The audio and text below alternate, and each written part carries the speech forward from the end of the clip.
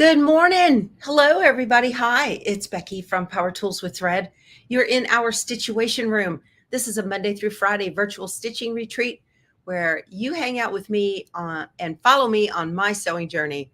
And I hope I can inspire you to put something under the needle. I'm still feeling a little tired this morning. I've got my coffee today. Yay. All right. You guys love my shirt? This is so cute. This is from Bee Inspired Tees. I've got a link to it below in the description box and a coupon code for some cash off. So check that out. This is adorable. This is my favorite quilting shirt, even though it's for Halloween. I love it. I love it. Oh, it's good to see everybody here. Hi, Vicki. She says, hi, Becky. Hello. Today is Embroidery Thursday, 4 days a week. Monday through Wednesday and Friday, we do quilting, but Thursday's Embroidery Thursday. So yes, I am going to market later today. Very excited about that. Very excited. You guys have been asking me, where can we meet up? Those of you that are going to Quilt Festival, hold on a minute. We've got some business we have to take care of. Where's my Frito? There she is. There's my girl. Hello, Frito. Hello, baby. You ready for your Dave biscuits? Yeah, you ready for your Dave biscuits? Dave, I got to tell you, you said that stumpy tail equals two times the biscuits. I don't think so. She's a little overweight. There you go, baby girl. Yeah, sweet darling. Y'all, she is so good. We leave the gate open and she wanders around. She never leaves the property. And when she barks at somebody, she doesn't leave the property. I mean, she's just such a great, great dog. Yes, he's a good girl. All right. Well, no more. No, you have to watch your figure, my friend. Yes, that's a good girl. Okay. All right. She says, well, I'll stick around to get my head rubbed. That's about it. She is overweight. Yeah, she's supposed to be 32 to 35 pounds, and she's pushing 40. You sound like my husband. She's not fat. No, she's not fat. She's overweight. Okay, I got to turn on this machine. All righty. I am over here with Darla, my Luminaire. There she is. Hi, pretty girl. All right. I got to keep her from, the only thing, I got to keep her from chasing trucks. When Amazon or FedEx or somebody rolls in, I can't let her out the door while the truck is still in the near driveway. If it's out in the far driveway, she's fine. She's fluffy, Georgette. No. You guys stop making excuses for my overweight dog. It's not healthy for them to be overweight. Yeah. You made it to a live show. Yay, Marianne. I'm glad you're here. Yay. I can have my coffee today. Oh, yesterday I had blood work, so no coffee if you weren't here yesterday. Oh, goodness. Mm-hmm. And I just moved my scan and cut back, opened up the leaf and push it back. So give me a little bit of working room right here. Today, we're going to make the Believe table runner, the Believe wall hanging from Designs by Juju. But I wanted to show you guys. So I had talked about going to market today. And those of you that want to meet up in Houston, let me show you where you can find that information. You guys have been asking. Okay, Billy Lou, I did this just for you yesterday. I'm going to go to my blog. My blog is powertoolswiththread.com. And here it is right here. And I have made a blog post. It says the 2024 Houston Quilt Festival. Let's get together. There's the show floor, you guys. That's that looks like market maybe, or before the doors opened at festival last year is when that was. So we'll click on that. And there is the front of the George R. Brown Convention Center. It says 2023, so don't look at the picture and think that those are the dates for this year, because it's not. That's last year's.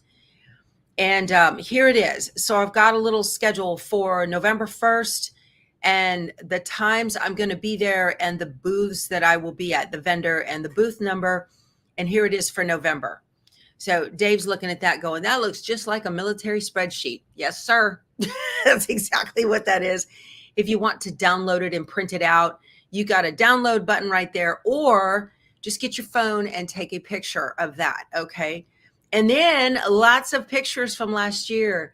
that I have. I want to show you guys, recognize some faces. There's Lisa Shaw from Embrilliance. Isn't that great? This is the All About Blanks booth right there. And that's one of the places I'll be at on Saturday. But lots of familiar faces. Sherry and Chelsea from A Quilting Life. How about that? I love interviewing let me make sure you see what I see. I'm going to pop over to this other tab. Yes. Okay, good. So, Sherry and Chelsea from A Quilting Life, they are the designers of the Brightly Sampler quilt that we're going to do as a quilt along starting on December 16th. So that's cool. Today, y'all need to sign up for their blog, and they also have a podcast. Today, they released their version of the Brightly Sampler in the Laguna Sunrise, and they're doing a block a month. So pop over to their blog and check them out. Okay. There's Corey Yoder. There's my girl. Oh man, it was so nice to finally meet her in person. She's such a sweet, sweet lady. Loved it. And this, y'all, is Kimberly Einmo. And she, her sewing studio was featured in Quilts magazine. And I pulled those pages out and kept them for years and years. And it is the inspiration behind what I have here. I've always wanted to do that. So that's her husband. Of course, there's my handsome love of my life, Keith. Okay. And there's me and Kimberly again. I fangirled all over her. I was like, oh, it's Kimberly Imo. Oh my gosh. Fangirl bad. She's like, what's going on? She's a new representative for Janome. So there we are right outside the sign. And then there's Made by Margie. There she is. I'm in the booth here. This is last year in the booth for, that's All Brands booth. And they let me put my little banner up. So that was cool. That was very cool. So anyway, lots of photo bombing going on in there, but you guys can take a look at those and see all the folks who popped in. And it's just so much fun. Y'all, here is, so I'll show you guys. This is Claudia. She is the one who sat by me at the Laura Heine class. She and I are friends personally. She lives near me. And there's some more folks. I'm just wandering around getting pictures. And there's Bernie. There's Bernie. Bernie won, I think it was Best Machine Quilting at the San Antonio Quilt Guild Quilt Show. She always works that. That's cool. And of course, there is Eileen Roche from Designs in Machine Embroidery, and our beloved Deborah Jones, who we lost this year. So back in August, she taught me everything I know about machine embroidery and got me started on my journey.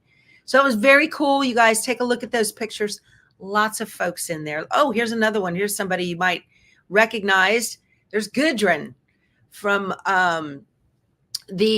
she has all of the rulers. She does those strip rulers. So that's kind of cool. I took that from my friend Lisa, because Lisa is a quilty buddy Lisa, or Betty Boop in the chat. She is a huge Gudrun fan. So anyway, that's always so fun. You see why I love going there? Love it.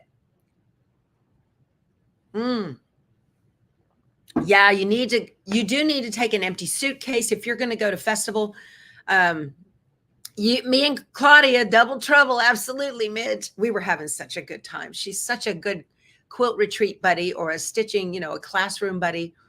So you guys you're jonesing for it, right? You're like, oh, I want to go. I want to go. So it's always a lot of fun to go to those things and see and meet people. That's where I met Jenny Doan several times. She doesn't go there anymore. But anyway, that was, there's Claudia. Here she is. She's like, what? Yeah, there she is. So you see now, Claudia, you can show this to your grandchildren and say, I'm famous. I'm on YouTube. They'll be all impressed. All righty. So anyway, one day, right? One day. Okay. Today is Embroidery Thursday, and we're going to make the Believe wall hanging. Let me pop that in here so you guys can see what it looks like. Here we go. This is up close. This is the block we're going to do today. And I don't have a green bag. I have a red bag. So, but I think it's enough of a contrast from the sleigh that it will work out. And I'm not completely sure what thread colors I am going to choose, but this is what the whole thing will look like. So today I'm going to stitch the sleigh, and then we have BEL, IEVE, and then the trees. So you can get this done in a week. You could do it in 4 days. You could do it in 1 day, but it's a lot of work. So I think it'll be fun. I'm looking forward to finishing this. So there's Made by Margie. There's Made by Margie right there. That was her in the picture. Lots of folks in there. So always, and that's just a portion of the pictures that I pulled up. But you'll be in Houston Wednesday through Friday. Okay, Shelly. Well, look me up Friday if you can. You're probably going to be in classes, right? All righty, I'm ready to go. So when you download the zip file, you've got to unzip it. I've got videos on how to do that. Okay, you need to unzip that zip file, get those files out of there, and then those are the files that you can use. And inside of there, you're going to find color charts. And this gives you an idea of all of the color stops. And if you notice the first, let's see, 1 through 9. 1 through 9 are 3 colors. You've got the deep rose and the lime, and there's a tack down stitch in blue. And then it's rose, lime, rose, lime, rose, lime. Those are placement stitches and tack downs. Placement, tack down, placement, tack down, placement, right? And then after that, it gets into all of the detail stitching for the final satin stitches and whatnot. And you guys, for those of you that are new to machine embroidery, you certainly could make believe an outside flag. You absolutely could. I would. Sure, why not? So if I miss your question, I apologize. I don't want to talk to the computer. I want to talk to you. So and those of you that are in the chat, if you know the answers to some folks, please chime in. We have a lot of seasoned embroiderers that are watching. So all right. So the things that I'm talking to you about today are concepts. Apply them as concepts to your embroidery machine or your embroidery setup. Simply because you don't have the luminaire does not mean you can't make this, okay? What you do need to be able to make this is a hoop that is at least large enough for the smallest design. So the smallest design you can make this with is a 5x7 hoop. Okay, that's the smallest one. In your supply list, it gives you a list of the sizes that you can make. Now, I am making the 7x12 because I have 12-inch Ackfeld wire hangers, and I don't have anything larger than that, I don't think. So I'm going to use the size that fits in a 7x12 hoop, and that means it's going to be a little bit smaller than a 7x12, which is fine. Okay. And I just read a comment. I lost my train of thought. See, I got to quit looking at the screen. So I'm excited for you guys to do this with me too. This is going to be fun. All right. For those of you that are thinking about getting a new embroidery machine, maybe you want an upgrade and you don't want to break the bank. Exciting info coming soon on a deal. A bird talked to me last night, and we've got something very cool in the works for you guys. So just FYI. Okay. Now I am making my design. Just kind of keep that in mind. If you're thinking about getting a machine, hold up, because I'm going to have a heck of a deal for y'all. You know, if you want something for Christmas or for travel, we'll say it's travel size. How's that? I'll give you that. All righty. So I am using a 9x14 hoop, but I'm making the 6x12 in the 9x14. You can always make smaller designs in a larger hoop. You cannot make larger designs than your largest hoop size. So if your max size is a 5x7, you can't make the 7x12 or any of that. You can't split them up. That won't work. And a lot of people, that point is lost in embroidery machine manuals and classes. So you can always make smaller designs in larger hoops. You cannot make larger designs out of your more than your largest hoops. Occasionally you can split them, but not in something like this. The design has to be able to be digitized to be split, or you've got to have software in order to split it. So that was something that I just didn't even realize. Oh, I did already tell this thing to do its thing. I did. All right. Cool.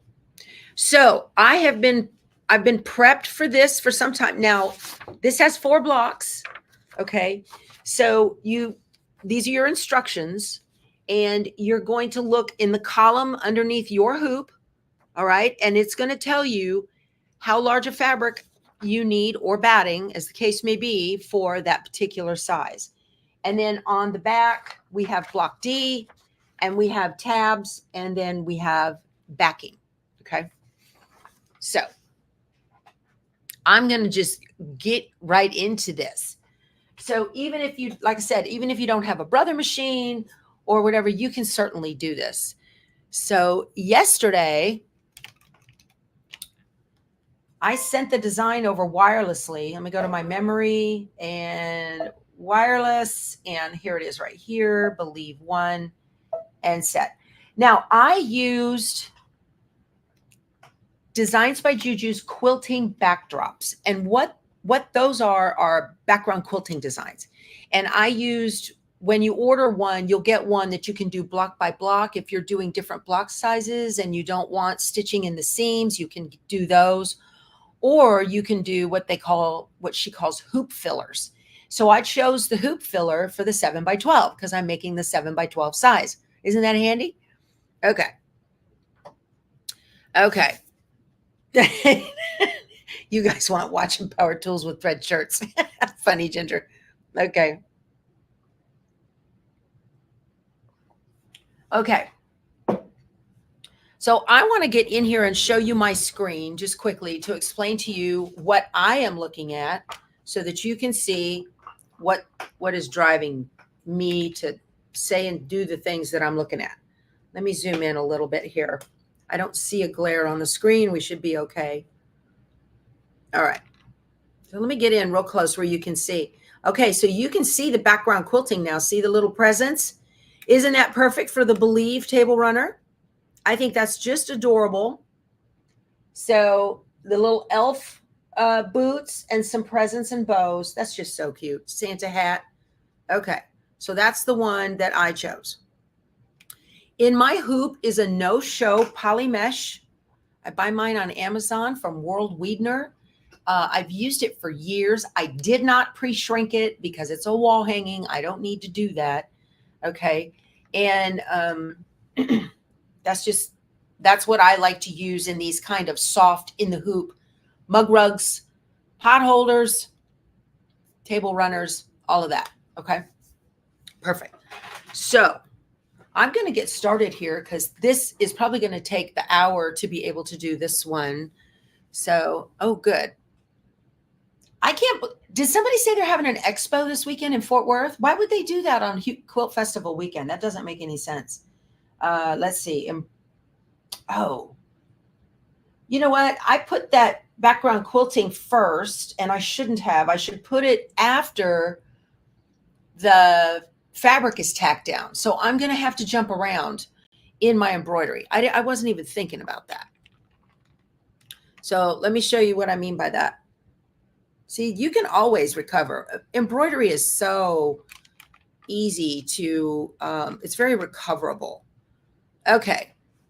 You're welcome, Sandy. Sandy's a great embroiderer. Don't let her fool you. So right here, this says 5 minutes. That's my background quilting. I don't want to do that. I'm going to go into embroidery. And now I'm going to use my needle plus minus because it shows me in my preview window that that is my background quilting. I'm going to jump ahead 1. And there's my placement line for my batting. I'm pretty sure. Let me see. Placement line. I don't have my instructions with me. I'm kind of winging it here, you guys. I think that's placement for batting, tack down for batting, tack down for fabric. Okay, that's good. So I'm just jumping around in the stitch order. Pretty cool. Some of you may have a little thread spool to jump around in those. So after I do, so there's the batting placement, batting tack down, fabric tack down. Once that has stitched, I'll go all the way back to my background stitching, and then I'll jump forward to back where I need to be. Easy peasy. All right, that's good. I probably don't have the right thread in here, right thread color. That's okay. I don't mind it being a different color so that you guys can see it. If you guys are quilters and you have an embroidery arm on your machine, I encourage you, get it out and play with it. You're not going to break it. In my bobbin, let me show you, I have got a dime pre-wound. It's a 70 weight, 60 or 70 weight. I can't remember. And I love these. They are just the best. They save you so much time and effort. I have issues when I wind my own embroidery bobbins. And let me show you. I get them in a tube. These are pre-wounds for my machine. Okay. They have pre-wounds for all different kinds of machines. This tube will last me 2 to 3 years. So it is well worth the money. I'm using an Organ 7511 embroidery needle on here. If you guys are having shredding problems and you own a brother or a baby lock machine, you want to get Organ needles. All of this, the needles are in my Amazon store. The bobbins you can get on Dime. I've got links to all of that below. Okay. And you'll see it says SAEMB 75. Is that right? 7511. Brother and baby lock machines are timed at the factory with Organ needles. That's why you got Organ needles in your little accessories case when you first got the machine. They don't tell you that either. I had Schmetz makes great needles for sewing. My machine did not like them for embroidery. So just changing the needle made all the difference in the world. Okay. So I'm going to I've got black thread in here from the reindeer. And that way you guys can see what I'm doing. Organ with Janome as well. Okay. Thanks, Rebecca. I didn't know that. All right. Yeah. I did use my Organ needles. I used to have a Janome MB7, the multi-needle. And I put Organ needles in that as well, because that's what I had for my brother machines, and it worked fine. So this is going to be a good size little wall hanging. You can tell by the stitching.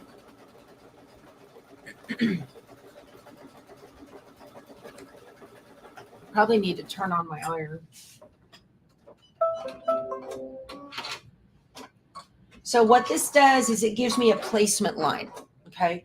And now I'm just going to lay my batting over the placement line, and you can check the size by lifting up an edge and checking side to side and making sure you're over by at least ½ an inch on either side, and then pull it down and then fold it this way and look and make sure you've got room. And I'm good. This is fine. So now I'm going to do the batting tack down. And remember that the pattern had the color chart had me using rose red lime. Okay, all that is the digitizer has used those colors because they're not what are used in the design, and it's just to show you and the machine what the color stops are. Okay, you don't have to use those exact colors. But this next stitch is a tack down for the fabric. So I am going to change my thread colors. It's going to go around twice to tack down the batting. Okay. I keep a little tray next to my embroidery machine. This is where everything stays, because all of these tools have a tendency to grow legs and walk around. So I have a glue stick that I like to use for applique if I'm not using an iron, or even in addition to the iron. I like to have tweezers for small applique pieces to put them in place. Of course, I have a seam ripper if I need it. I have curved embroidery scissors. These are to get down into the hoops. See how they have that funny shape? They also have a curved bottom, and that prevents you from cutting your threads. Okay. All right. I'm going to change my thread color now. Let me go back out.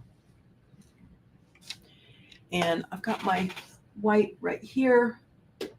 Where's my favorite little scissors for utility scissors for embroidery? These are these Ginger? I'm pretty sure they are. They are. Okay. And they have a curved bottom, but they're very short. And I just like the control I get with these, and I'm going to use them, you know. So now the way I rethread my machine is to just leave myself a nice tail of the thread that is coming off, just like you would rethread a long arm. This is the way they do it in industry. I will do a big loop, hold it with my thumb and forefinger, drop the tails behind it, and then pull the tails through the loop and just create a tiny little knot. Sorry, you guys. I need more coffee. I unthread my needle and then pull it through. You never want to pull the thread backwards out of your machine. You can get fuzzies up inside, and you don't want that. Okay. And now I need my background fabric. It's going to tack it down. This is a white on white. It has got little snowflakes on it. Super cute. They don't make this anymore. I don't think. I got this at Missouri Star. It's for Missouri Star. I don't know who made it. And it does have SF101 on the back. So SF101 is a Pellon product. It is a single-sided fusible that's woven. And so it really stabilizes this fabric. It's going to prevent puckering. Okay. So I'm just putting this over, again, making sure I've got plenty on either side of my tack down line. And now it's going to tack down the fabric. So anytime you have embroidery that's going to have a heavy fill or satin stitching, like it's just filling the space with stitches, or it is doing a satin border all around. Find this. A satin border all around like this, or this satin stitching right here, you want SF101 on the back of your background fabric, because otherwise you're going to get puckers and you won't be happy. Okay. Oh yeah, I would trim the batting with the trimmer by George. Thank you, Betty Boo. So if you don't have a trimmer by George, before this step right here, you want to remove the hoop and trim the batting around. I have a trimmer by George, and I do mine like that. Sorry, I didn't explain that. That's just a habit. And that's where those curved scissors come in, that you can go in there and get right next to the edge, okay, of the stitching without cutting the threads. So SF101, yes, Sandy, that would have fixed your puckers. Absolutely. That's a trick I learned from Kimberbell.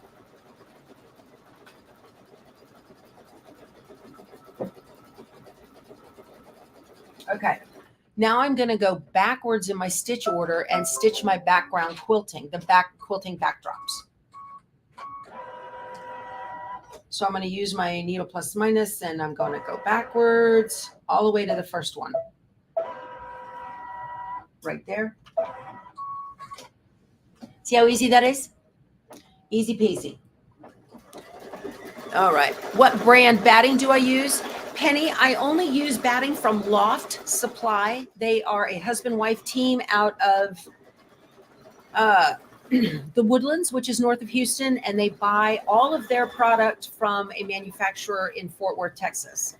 So I like to buy local. I do not recommend getting batting from big box stores because, in my opinion, the quality of those has really dropped.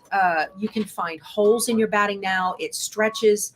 I've broken needles on bowls from the cotton that get left in there. You know, it's not good. So I like to use my batting from Loft Supply. They have everything from a poly to 100% cotton to bamboos, wool, combo of all of those. Check them out, loftsupply.com. And I am going to be at Loft Supply for a meet and greet at the show. They will be there. So if you need batting, hold tight and pick it up at the show. David will walk that big roll out to your car for you. Doesn't matter where you parked. Does my travel machine use the same size bobbin as my Luminaire? It does. Yeah. They're all the Class A style 15. Yes.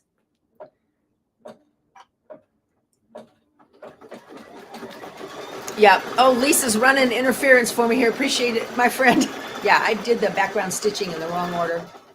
When I put the design together, I did it late last night. I wasn't thinking. So,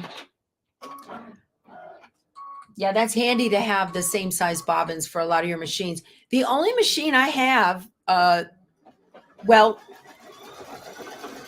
so Gypsy and Darla use the style A class 15. And then my piecing machine and Spanky, they both use the size L, which is the metal. I use the metal bobbins for that. Well, not on Spanky. I use pre-wound magnetic for him from Philtech. Okay. You need a grocery cart to shop around Quilt Fest. You do, Cindy. You're right. Yeah, you sure do. I don't know, Krista, if they have a shipping service. I have no idea. So...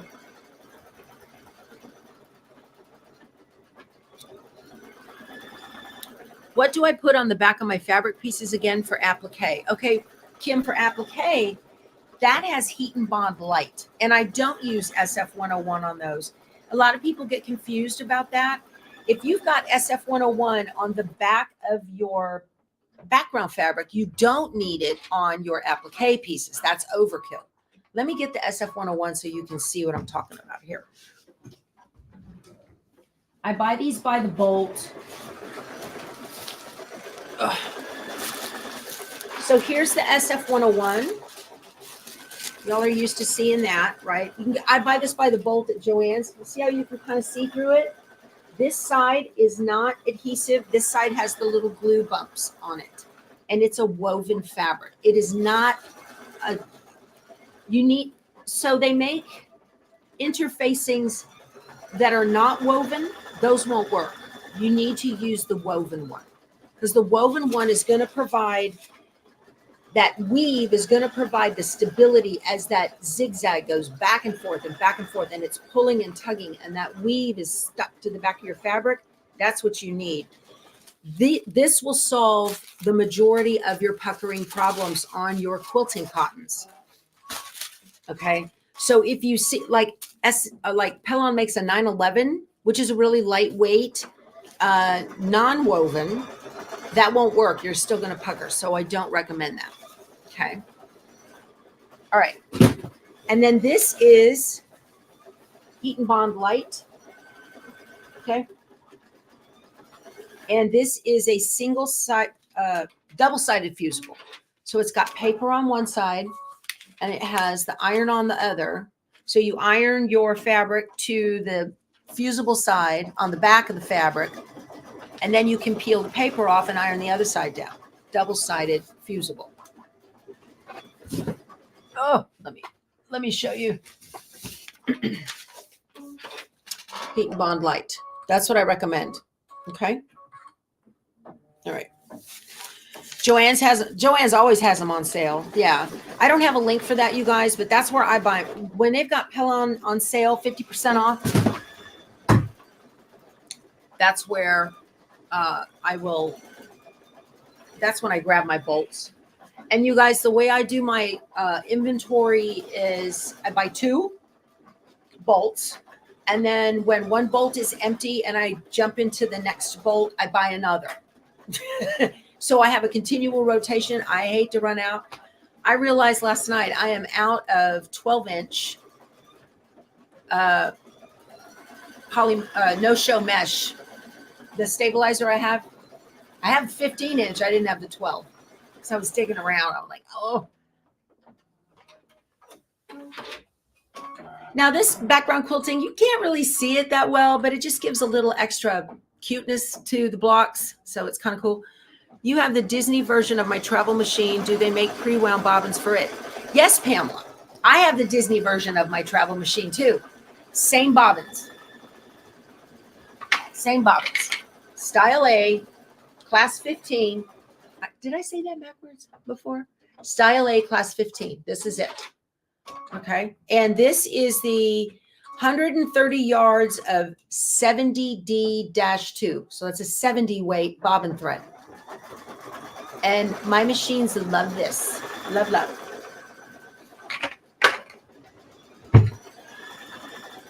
Okay.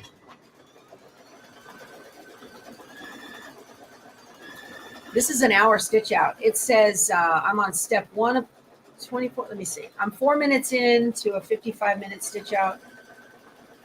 So triple that for applique. So this will take a long time to do this. That's why you want to do 1 block a day kind of thing.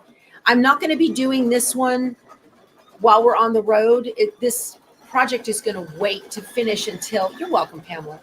This project is going to wait to finish until I get back from Houston, because I am taking an embroidery machine with me for Embroidery Thursday next week. But it's a max of a 6x10, and this is a 7x12. Okay, and I'm not taking the Luminaire on the road. This thing weighs 44 pounds. All right. Now I'm going to jump ahead in my stitch order and get back to where I should be. Okay.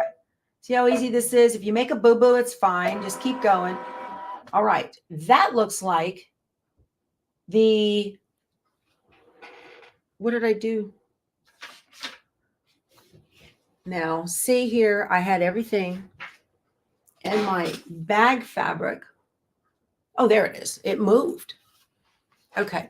So my bag fabric, I have this adorable little plaid. Even though they made it green on theirs, I love this fabric, and I thought it was perfect for a little Santa's bag. So the thread I chose for that is this darker red that is different than the sleigh.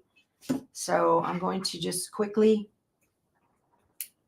change this up. The white will be used later, so I'll leave it right there. And so you can see, once you master this thread change trick, you can rethread your machine in just a matter of seconds. Okay. No, don't turn off. Now's when I need you. And this is going to be the placement line for the his Santa's bag. Got a little loop there. Okay. Yes.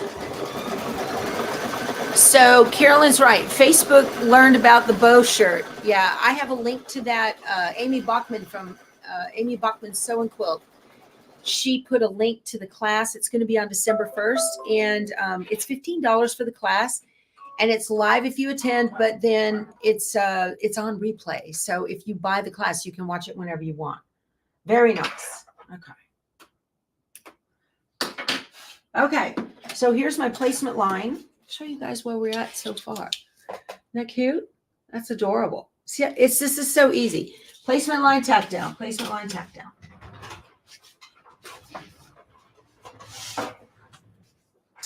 I've got my little rolling cart here. And I'm just going to put this where they say it needs to go. Now, this doesn't have to be as exact, precise as when I'm doing snapplique, because this is going to be covered by a satin stitch. And the industry standard on the satin stitch is a 3 millimeter width. So it's nice and wide, and it'll cover all of this. All right. I want to show you, too, what the machine did. Hold on a second here. I want to show you what the machine did up close, if you can see it. So the background stitching was going to happen before the applique. And let me zoom in real close for you. So either the software or the machine will do it, one or the other. I don't know if you can see, like, there's a big wide stitches. Those are jump stitches, and we've got like empty space. So it kind of removed background quilting that was going to be underneath. So I'm not going to guess that it was the software, because the software, I had the background quilting. Yeah, I had the background quilting down first in the software. So the software might have done that, now that I think about it. Yeah. Okay. And now what it wants to do. Here's the deal. So the normal steps for applique, I'm going to show you. The normal steps for applique are a placement line, where then you would place a big chunk of fabric down over the placement line. And the next stitch right here is a tack down stitch. You can see the preview. It's a tack down stitch. I don't need the tack down stitch because I pre-cut my pieces on the Scan and Cut. And I've got videos to show you how to do that with Heat and Bond Light on the back. Okay, I need to write a note down. Hold on a second. I need to make a note because I need a time on my notes. And let me do a new one. And I want to, let me see, believe. When I tell you guys I've got a video, I want to have it, the time into this is 41. Okay, let me 41:12. And that is, and so there's a card there that's going to go at 41:12. Perfect. All right. So I don't need to stitch this because I've already ironed it down. And the tack down stitch, you're supposed to run the tack down line and then pull the hoop and trim the fabric away. Well, I don't want to do that. Okay. I don't want to do that. So I can skip, and I'm going to go to the next one. And there is the placement line for the little package. Okay. So that is going to be in blue.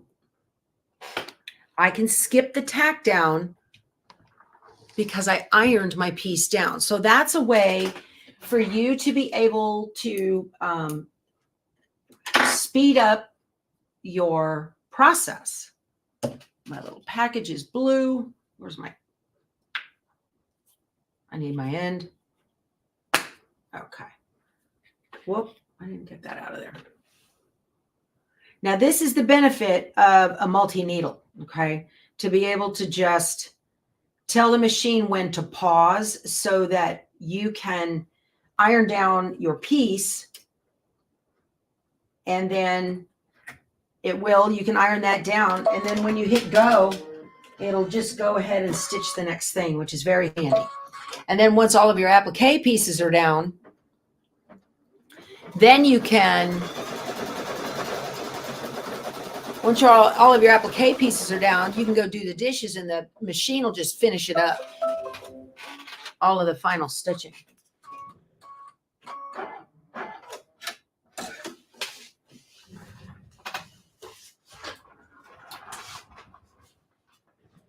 See how handy this is?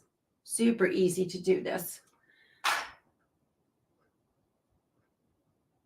I like that little Santa bag. I know it's going to be a lot of red. I don't care. I like it. If you are new, when you're putting your arm, when you're putting your hoop back into the embroidery arm, put your hand right here just to stabilize it so that you don't shove that super hard. Okay, I can jump over this stitch. If you have a situation where you're putting your hoop back into the machine and your arm gets shoved, that happens. What you need to do on your machine, all machines will have this. If you do that, this is just an FYI, this is really, really important. Look on your stitch count. See what I'm at, 53.25 out of 27,316. So on your stitch count, pay attention to that number. And then what you want to do is remove the hoop, shut down the machine, and start over. And then use your needle plus minus buttons to get back to that 53.25 or whatever number it is and start there. If you shove the arm accidentally out of alignment, now the machine doesn't know where it is and it's going to start stitching all kinds of crazy. So don't go forward if you do that. Okay. Just FYI. That's not cool. I'm going to jump ahead. And here's the placement line for the sleigh. I got another bright, pretty Christmas red for that. So that's a thing. Alignment is really important. The machine knows exactly where it is. It's just like a long arm. It knows exactly where it is. If you've got the robotics on your long arm is essentially a embroidery machine. What's going on? I don't want any hang-ups.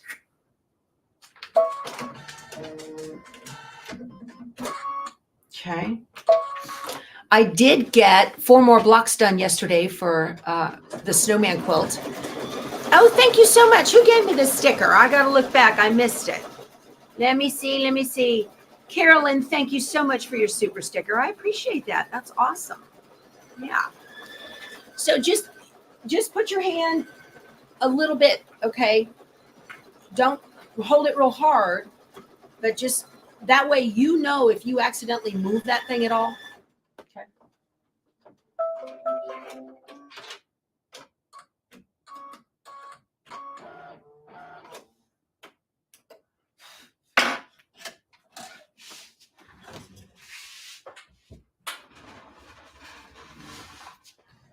And y'all, don't put your hands in the sewing field, please. If you feel the need to smooth fabric down as it's stitching, I know some of you can't resist that. If you feel that desire, then what you need to do is get yourself a purple fang or a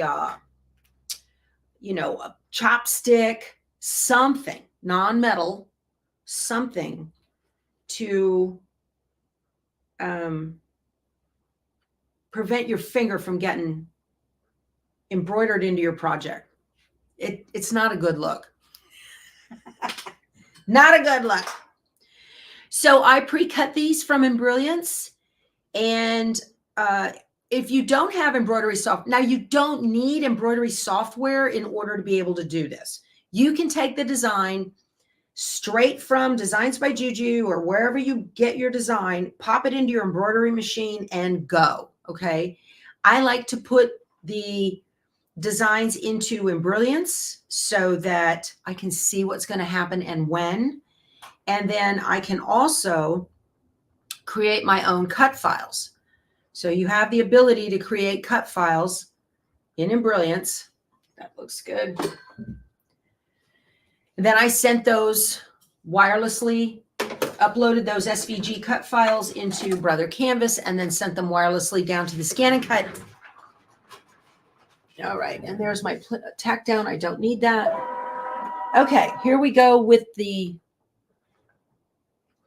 sled rails. So we need a charcoal gray for that, it said. This is fun.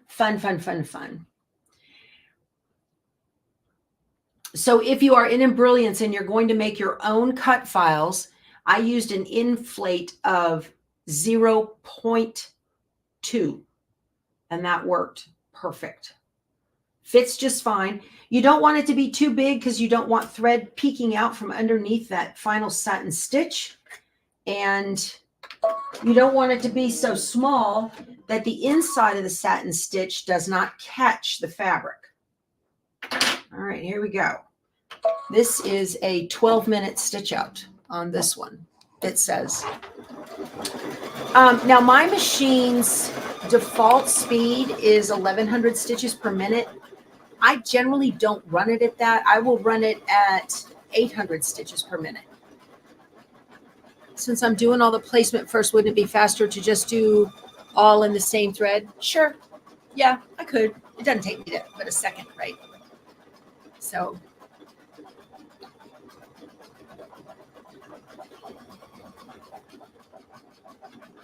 got another sticker. I got to see who did that and give them big hugs. Thank you. Thank you, Jenny. Thank you for your sticker, sweetheart. I appreciate that. If Valerie was here with me, she could tell me. She's not here. So I'm out of coffee there. I knew this was going to be a 2-cupper. All right, you guys, I want to show you. Let me get you in close and take a look what SF101 on the back of your background fabric will do. So that the machine is doing an underlay, a wide zigzag underlay, and now it's doing the final satin stitching. It's kind of hard to see behind the foot. Look at that. Not a single pucker. Not a single one. Beautiful.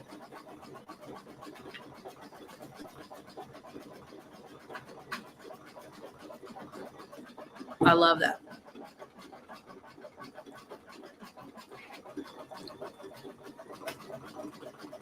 Oh, okay. You want your hug at festival? I'll do that, Jenny. Be sure to tell me who you are when you walk up. I only see 4,000 people. I changed the default in brilliance and inflation and in brilliance to 0.2. Yes, ma'am. I sure did, Julie. Mm-hmm. Right. Yeah, the machine slows itself down if it needs to. That's correct. Debbie, you are absolutely right. I prefer to run at 800. It just gives. So the only time I would run, that's a good conversation to have, you guys. The only time I would allow my machine to run at its default speed is if it is stitching a design that is inside of the machine when I bought it. Because those designs are specifically that's meant to work like that at the default speed. Okay. Can this run at 1100 stitches per minute? Absolutely. My odds of having thread breaks or some kind of issue go on are a little bit higher, simply because it's an external design that wasn't in the machine when I bought it. That's just been my experience. Yours might work perfect. That's completely up to you. I just feel like I have fewer problems and everything runs just hunky-dory at 800, and it's not that much of a delay to make it go longer in the final stitch out. If I have to stop for thread breaks or something like that, if I was using the default, and I have found that going like 600 stitches per minute or even slower, it doesn't make a difference. 800 is our nice happy for this machine, and all machines are different. Okay, even different luminaires are different, so you have to figure out for your machine what works best for you. 800 stitches, and Darla, they go like this and they love it. So I have zero problems with that. You run your 10 needle at 700. Okay. See, I let Spanky run my 10 needle. I let it run at default. I think isn't it about 1500? I let that one run at default with no problem. Okay. If I start to see thread breaks, then I'll stop and slow it down and do that. But that's how you can tell, is you'll get thread breaks if something's wrong. And sometimes there can be a thin spot in the thread. I mean, manufacturing goofs happen, right? So you never know.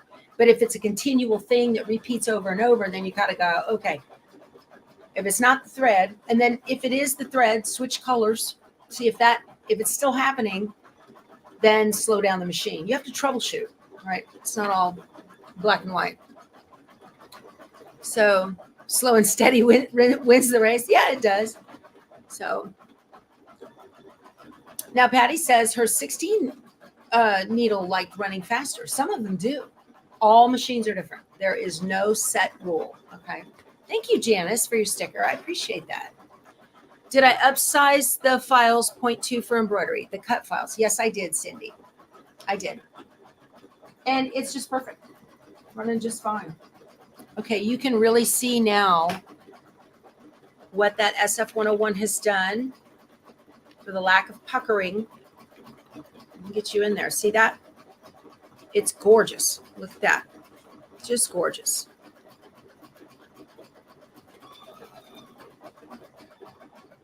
Pretty, pretty. Again, this is the Believe wall hanging from Designs by Juju. I've got a link to it down below if you'd like to get it. I'm not sure if I'll have any more videos on the rest of the pieces, but I will show you the final thing. So again, when I started this video this morning, I talked to you about concepts. The concepts that I'm talking to you, the things that they apply to all embroidery machines. It doesn't matter if you're running a little 4x4, or you have a Husqvarna or a Pfaff, whatever it is. And if you are intimidated by your embroidery machine, get one of these designs and get your scrap basket out and just start playing. You're not going to break it. I promise. You're not going to break it. Okay. Debbie is absolutely right. Cheap thread only works sometimes. I used to buy the Bro thread. You get 64 spools in a little box. That's what I used when I first started, and I got really frustrated a lot. And to me, it just didn't work well with my machine. It might work well with some machines. I was running the Little Brother PE 770 at the time, a 5x7, and I just had trouble with it. And so I switched to, now I'll show you my thread. I use 3 different brands. These are nail salon nail polish bottle holders. Okay. I use 3 different brands of thread. I have Isacord, I use Exquisite from Dime, and I use Glide. And all 3 of those I have 0 problems with. Okay. So what is my preferred stabilizer, Leanne? That completely depends on the project that I am using. And if you're brand new to embroidery, knowledge is power, you guys. Designs and Machine Embroidery. Where's it at? If I can find it.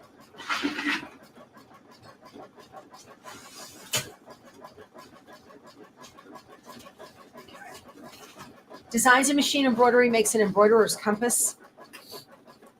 If you're brand new to embroidery, get one of these. They're about 20 bucks ish, 25 maybe, worth every single penny.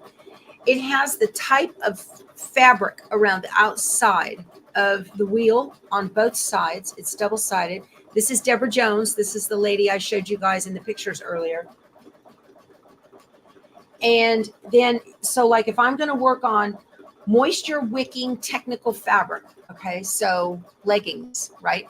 Or any kind of knit, moisture wicking. It's a real technical fabric, means and this is where you need to know your textiles. Okay. If I was going to be doing it on leggings, it says stabilizer, and then it says stable sport or stretchy knit stabilizer or Poly Pro Performance. The Poly Pro Performance from Dime is the best stabilizer for knits I have ever found. I stitched Keith's boat, the boat that he has. I got Louisa up in British Columbia to digitize a picture of it for me and stitched it on a Carhartt t-shirt.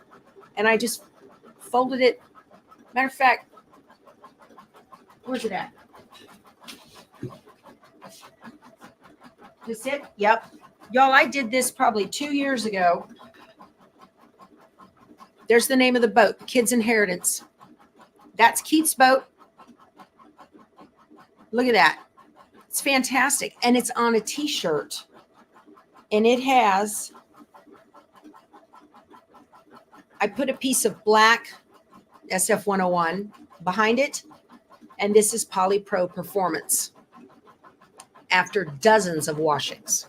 Dozens. So if you are looking to stitch on t-shirts, please use my link. Go to Designs and Machine Embroidery. I have a link down there for their magnetic hoops, but it'll jump you into their site, and I get credit for that, so I appreciate it. So Poly Pro Performance, best money spent if you want to embroider on t-shirt. Even baby onesies, you can do it on those, and then you would want to take that Pellon's 911F, and you can iron that over it. It's super, super silky, poly soft, so you don't get itchy on baby skin. So it tells you what kind of stabilizer you use. It tells you the type of needle and what size needle to use, and if you have any additional things you need to think about. Okay. The comments. I have used this my entire embroidery journey, and it is the best. So you, as a newbie, you learned you didn't know what you didn't know. Yep. Okay. So anyway, like I said, dozens. I guess I could trim this down. I haven't seen the inside of it in a while because I washed this right side out. But it looks amazing. Yep, it looks amazing. I like it. So I took a picture off the internet of the kind of boat that it was, and then took a picture of Keith's boat with the red stripe on it. And I sent it to Louisa, and I said, here, can you digitize this for me? This is what his boat looks like, because the picture on the internet had some other markings on it. So she was able to digitize this for me. She's fantastic. She's artembroidery.ca. I don't get any commission from that. It's nothing, but she does great work, very inexpensive, quick turnaround, and she's great. So if you need a digitizer, she's the one. All right. We're 22 minutes into this 55-minute stitch out. So some of you have to leave because our hour is up, but I'm going to finish stitching this out. And I want to thank you for staying with me. If you have to go, you be sure to go sew something, okay? Do I have a link to the compass? Peggy, it's I've got a link below to dime magnetic hoops. Just click on that and jump over there. And then in their search box, go to just type in compass and it'll come up. It's well worth it. All right, what's next? The outline for the sleigh. Nope, bright red. The dark red was for the little sack. Okay. So now we are into the final satin stitching. All of the applique is down. The background quilting is done. So this is where right here, if you had a multi-needle, this is where I would go get breakfast and let it do its thing, and it would finish it out completely. So that's always a nice thing to do that. So bye, Carol. Thanks for sticking around this morning. You like that, Kids Inheritance? That's the set of drawers I put the embroidery compass in. Where is it from, Midge? That's from IKEA. It's an IKEA. It used to have wheels on it. You can put wheels on it, but the wheels make it too high to fit underneath my table, so it doesn't have wheels on it. But it's just that little 4-drawer. I don't know what its name is. It's got some crazy name. You know, they name all their stuff. You can't say it. Say the title. So in here, I'll show you guys what's in here. I imagine I could do a little decluttering while that's doing its thing. I bought some beach towels while we were in Maui. And the idea, they don't have any embroidery on them. They're just inexpensive beach towels. And so I plan to put a nice, pretty embroidery Maui on there. Not Maui, was it Maui? Waikiki, whatever. So you can embroider your own beach towels and make them very high end. You would normally pay like anywhere from $30 to $40 for high-end embroidered beach towels. I got these for like $9.99 because they didn't have any design on them. And then pocket aprons from Sam's. These are the best. This apron right here, this blank, these are blanks, what I have up here. These aprons, these are from All About Blanks. They're going to be at the Houston Festival. These are the best aprons for denim. Really nice, high quality.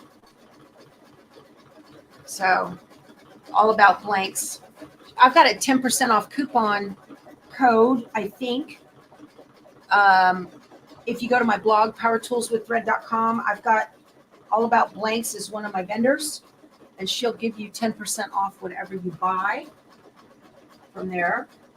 Then I have some kids' t-shirts. Let's see. More aprons, lots of aprons. And then this is a cross stitch I bought in 2021. I thought I would do it in the motorhome. And it's from Bonnie and Camille. You see how much I've done that. That doesn't really belong in there. And then more aprons, black ones. These are all from Sam's. And then I have composition notebooks for composition notebook covers if I ever make those again. And then I've got some, what are these doing in here? These don't belong in here. OESD's Applique Fuse and Fix. I've never used it. I suspect it is like hot fix adhesive. Used with designs containing applique pieces. One side sticky, the other side is fusible. Yeah. And then there's a premium starter set from Madeira of stabilizers. These don't go here. I'm going to move them. And sticky Fabri-Solvi from Sulky. So it can be used as a topper or a backing, which looks, feels, and behaves like fabric during embroidery. Okay, pretty cool. So it is cut to be able to be printed. So I will move these to where they go because they don't go here.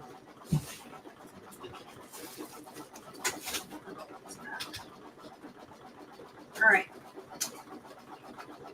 I also have my little arms in here for my weightless quilter, the little one that hooks onto the table. So those are in there. And what's in here? In here, oh, Pelon, what is it? It's really, this is like used in bags and stuff. I don't know. Okay. And then this is where I keep my compass. I have my print and stick target paper. I got to change my thread. Oh, y'all, that's turning out pretty. Pretty, pretty, pretty. Look at that. Not a single pucker. Isn't that pretty? And my darker thread. I'm going to use a metallic thread on my stars. I think I've got it out. It's a King Star, again, from Dime. I love that. So I'm going to be putting that on. We'll see how that works when we get to the stars. Always have a trash can near you. You will go through thread like crazy. Thank you, Kimberly, for your super sticker. That's very sweet. I appreciate that very much. Okay. Nice, nice, nice.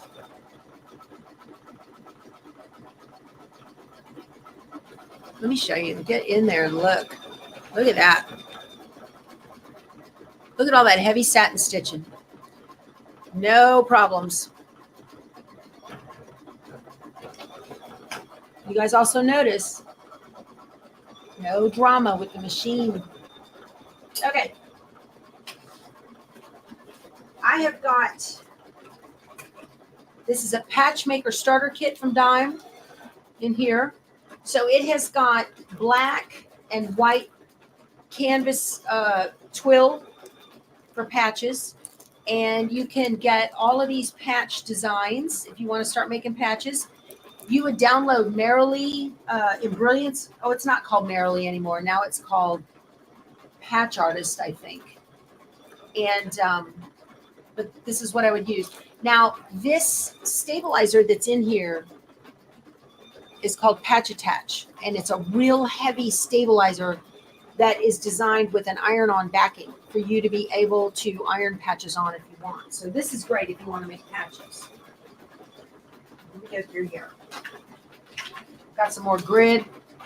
This is leftover from a long arm grid. This is a grid I made. I've got a video on how to do this. This is a grid that I made for a machine that didn't have one. I think that's a 9x14 grid. And I showed how to make those. I got grid plastic on Amazon. Okay. Grids are handy sometimes. You need them. In projects like this, you don't need a grid because the digitizer's figured out where everything's going to go. This is from Laserbee Studios. I got sent a set of these. Uh-oh, what is that? That doesn't sound right. Listen to your machines. See, I just said no drama, and look what happened. Okay, I've got issues. I got issues. I'm going to cut.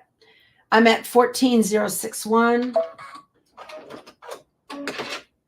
All right, we got issues. I'm going to show you and show you how to fix it. Yes, I use metallic thread in my multi-needle. I sure do. Look at that hot mess right there. Okay. So I'm going to cut under here, make sure everything is cut.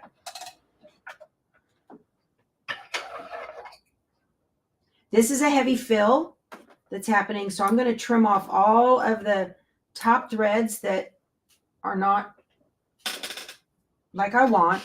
I'm going to go underneath, look at the back. Okay, I'm going to clean that up. Don't cut the knots. Just going to get rid of that.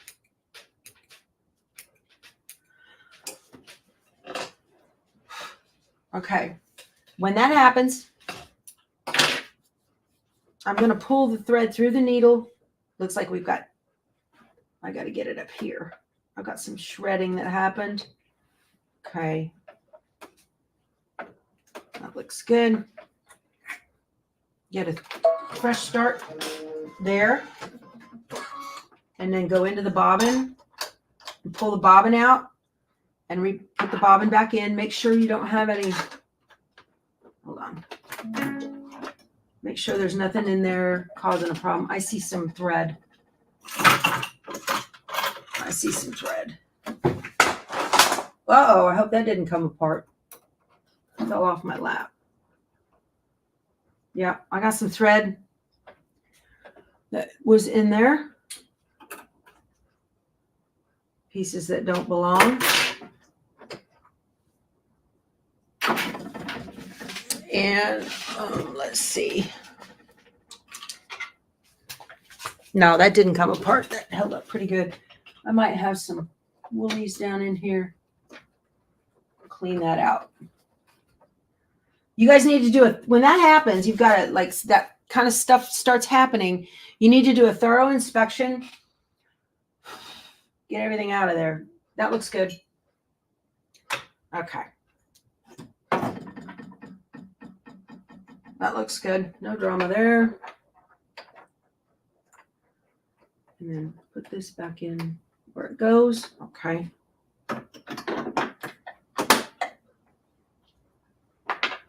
Because when that happens, and you can hear it, things are hopping around. The bobbin case is hopping around inside of the bobbin race. Things get shredded. You never know. Okay. I can see on here, let me back out. Okay, I can see on here, I've got some little spaces that I'm not sure where it messed up, but when that happens, I'm just going to back it up probably 20 or 30 stitches. So I'm going to go backwards 10, 20, 30 there. Maybe 10 more. Okay. Let's try it again.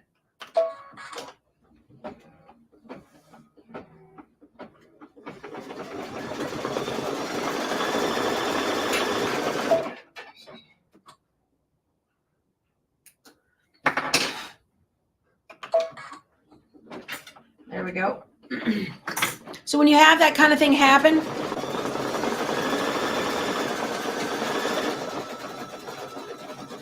just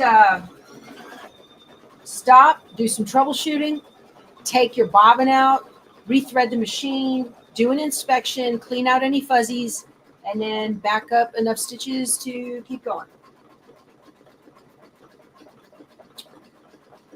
That turned out pretty good, I think. I don't know.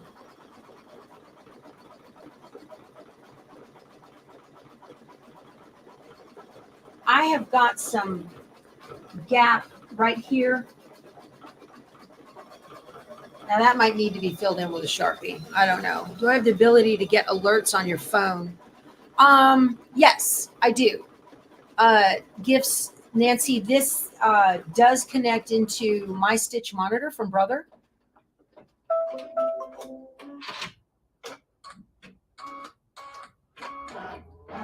Okay, so right here, I'm going to show you guys. This is what I'm talking about. There is a little bit of a gap right there on the top. Little bit of a gap, teeny tiny. This down here is going to be covered by another thread color, so not a big deal. But the gap right up there, I don't think I want to go back and try to restitch that. So that is something where I would probably Sharpie it and call it a win. I'm good with that right there. In the big scheme of things, it's not that big of a deal. Okay, this is a patch that next is on the bag. I think I'm going to use a green for that. So I'm going to look for a Christmas green.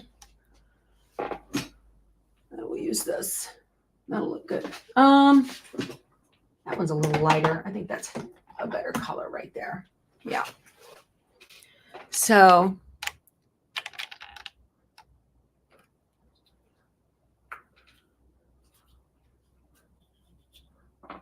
yeah. So Cindy, what you're talking about is the traditional way of doing applique, where it does a placement stitch, and you put a big block of fabric over that, and then it does the tack down to tack that fabric down, and then it does then you remove the hoop and trim around, and that's the way this design is digitized as well. What I did is I just cut out my fabric pieces first, and that way I don't have to do the tack down and trim in the hoop. Okay.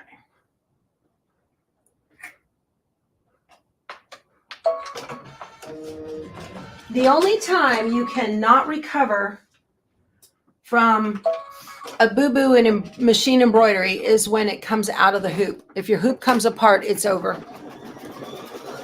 Yeah, I do like King Star metallic threads. I get them from Dime. Yes. All right. Bye, Janie. See you later.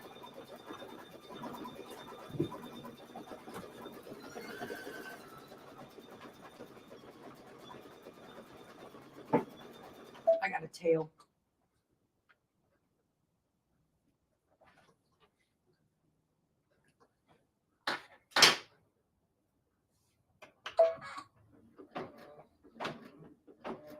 Okay. This is doing a heavy fill. So if you see you've got a tail, don't feel like, just stop the machine, go in and trim it off and start up again. Also, if you have a design that gives you jump stitches and your machine does not automatically cut the jump threads, a lot of them don't. So a jump is when the machine hops from one spot to another to stitch in another place using the same thread color. If it has that right after it starts to stitch, whatever it's going to stitch, stop the machine and go in and get rid of those jump threads. Trim those away because you don't want those underneath your embroidery.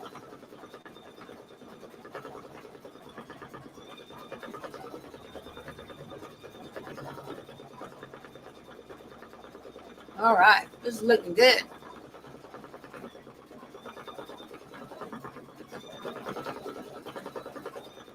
Well, you're welcome, Anita. Yeah.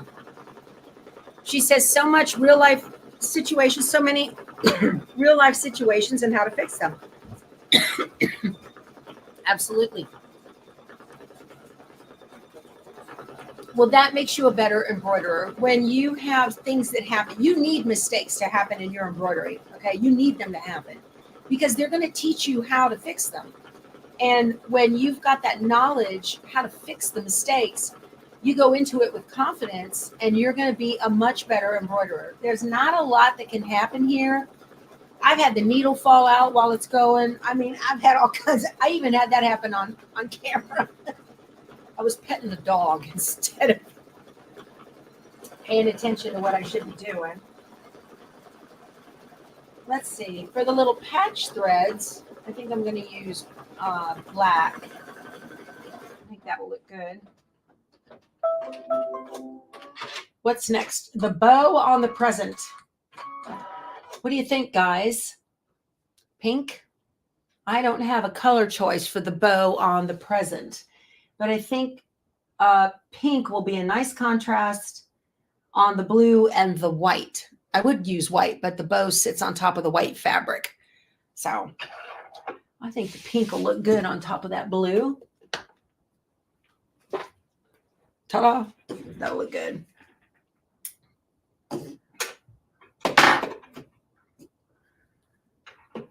Okay. Now, if you've got too many colors and not enough spools for you multi-needle users, that's where I use those trays from Laserbee to set up what spool is going to be used in the next order.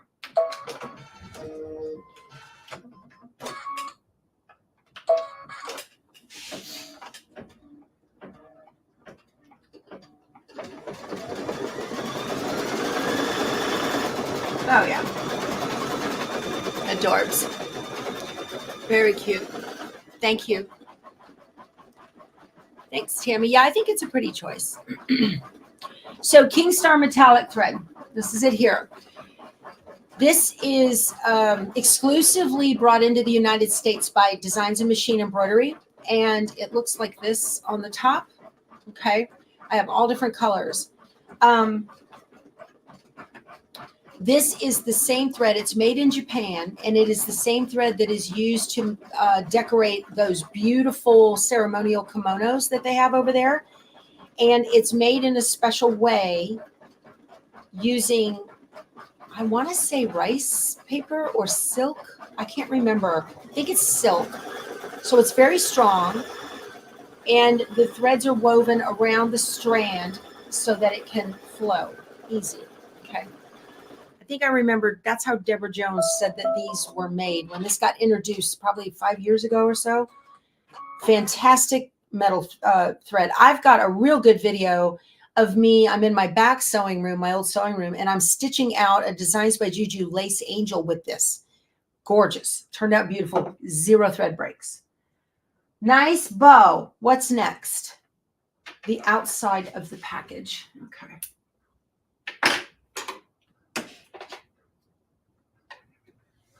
And pretty soon it'll look like a bomb went off in here with my thread spools all over the place. They start nice and neat, but they don't finish nice and neat. That's fine. Not a big deal. I've got a pickup, curbside pickup at HEB, my grocery store, for goodies to pack in the motorhome before we leave. Just needed a couple of things. Uh-oh, I got a fuzzy. I felt that. I got a fuzzy.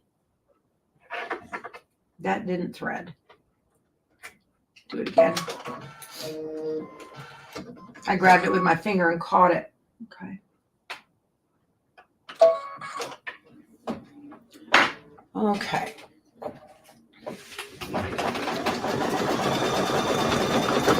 Yeah, Kim.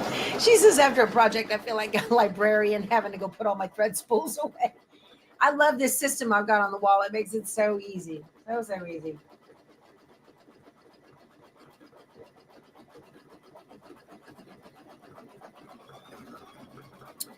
Am I going to stitch out the other blocks on Embroidery Thursdays? No, Nancy. Starting in November, I'm going to start doing some Kimberbell. I want to do the Kimberbell gallery wall for the Christmas. I've got the book over there. Oh, let me keep going through this. What's in here? So these are the trays that I keep over by my 10 needle to tell me what spools are coming up next. And 5x7 grid, and the embroidery toolkit is a placement toolkit, very handy. You need this occasionally on things. So here's another one for personalizing clothing, a placement kit for personalizing clothing. It has all these templates in there, how to get bibs right and shirt fronts and all of that. And this is for children's wearables. You never know when you're going to need those things. Okay, what's next? The rest of the bow. Back to the pink. Ooh.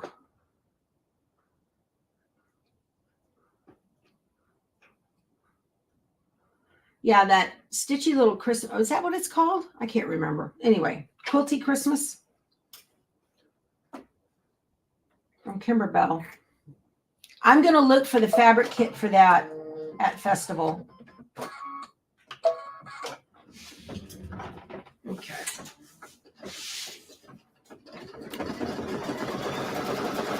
These are those little hoop guards for small hoops.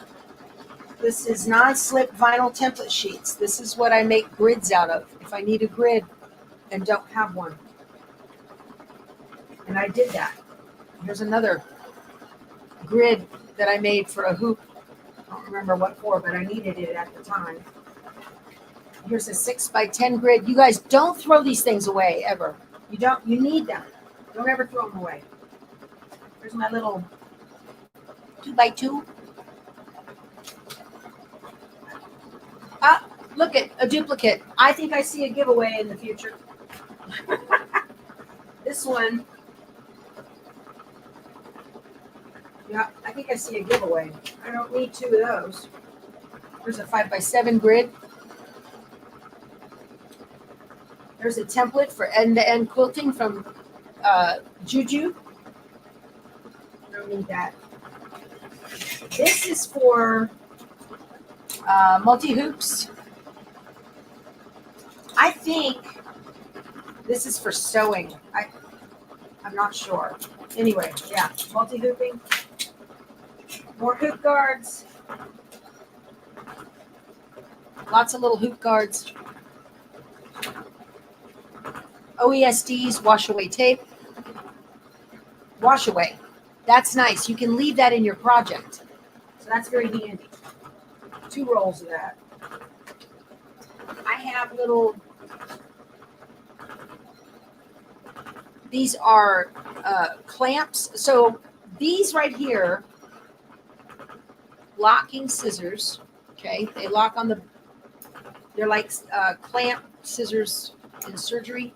Okay. You need these to do freestanding lace, certain projects. So like OESD and Anita Good Design, they make like those house villages and whatnot. And they'll have little loops where you attach the walls together. So you would take these guys right here. Yeah. See that? And you can reach through the loop and grab a hold of it and pull it through. Very handy. Those scissors are all for specialty scissors for embroidery. I've got a clamp clutch frame. I didn't even know I had that. What's next? What is that? Oh, that's the top of another present. And I have not made thread color choices for that present. So I need 2 color. What are hoop guards, Vicki? Those are designed to keep fabric from, hold on a second. Let me pick colors. Let's see, a present. Let's do what? A purple maybe? I already have a blue present with a pink bow. What about a yellow present with a green? No. Or lime. So I've got it on the green patch. Oh my gosh, guys. Here we go. Here we go. This is what happens. I get frozen because I don't know what to do. Gold bow on that present.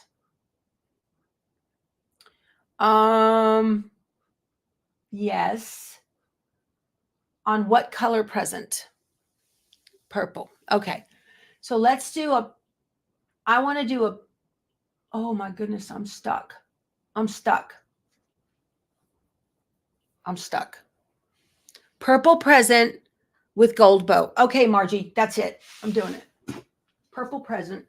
Oh, let's do this color with a gold bow.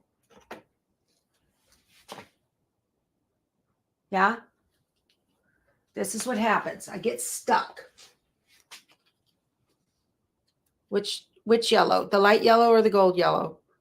Or a silver bow? Oh, a silver bow would work. Yay, LSU. Yeah. Okay. All right, LSU it is. Gotcha. Purple present, yellow bow. I could go with a darker purple. Hold on, let me ask you. Let's see. I got 2 different purples. I kind of like the light. Can I make a video on how to make a grid? I already did that, Allison. I've got over 1,000 videos on YouTube. Go how to make a grid for embroidery. There are a bunch of videos that pop up, and mine is one of them. Okay, purple present.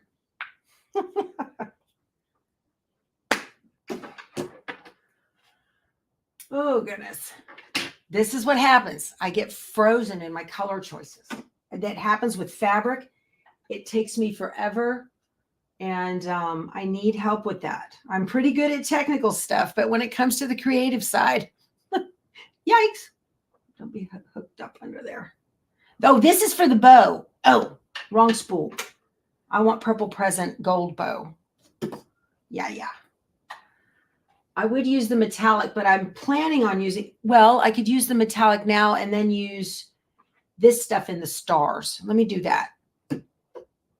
We'll use the metallic thread for the bow. How's that?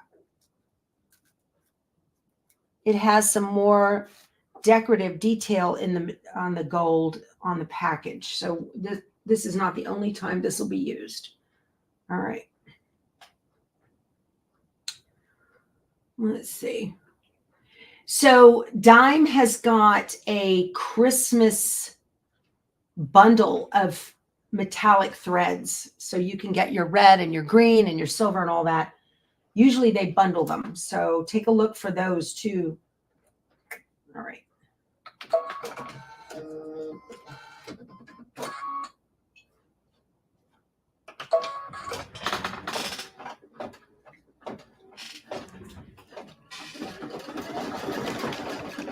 Oh no, Lee, you are not alone. What is that?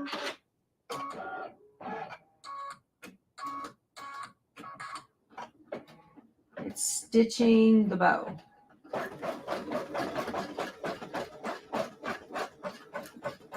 Big old jump underlay threads.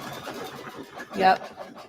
The grid, Charlene, is used when you need to center something in the hoop. When you need to center it. Right now, this kind of in the hoop project has been centered by the digitizer.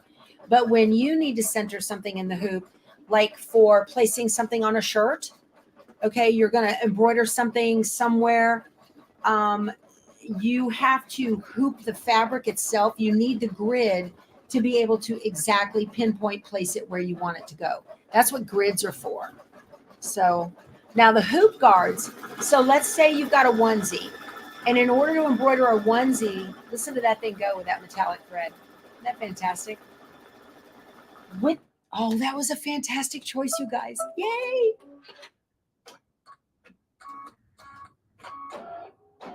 Let me show you how pretty this is. Look at the metallic. Didn't that turn out pretty? Oh, I love it. All right. Next is our purple package. So when you have to stitch a onesie, for instance, and you have to flip it inside out to be able to hoop it, to hoop a onesie, then you've got all that extra fabric up around the sides of the hoop. The hoop guards keep that fabric from flopping into the center of the hoop and getting embroidered down on top of your design. And you need those. So these are things that I have accumulated over my embroidery life that I needed at the time. You just don't, you can go out and get those if you want, but I buy them as needed. And that is how I have gotten all of this stuff. So this next stitch, you guys, is a 2-minute stitch. And I need to step away for a minute. So I'm going to let you watch this do its thing. And I'm going to hope that, let's see. Oh, I did the darker purple. Oh, that'll be fine. Darker purple, lighter purple. I think I wanted the lighter one and I put the wrong spool in there. We'll go with the dark. What the heck? Like you said, LSU, right? So I will be back in 2 shakes, but I'm going to let you guys watch this stitch and hopefully we don't have any drama. Okay? And we'll let you do your thing. Got that going. Okay. I see a loop I don't want.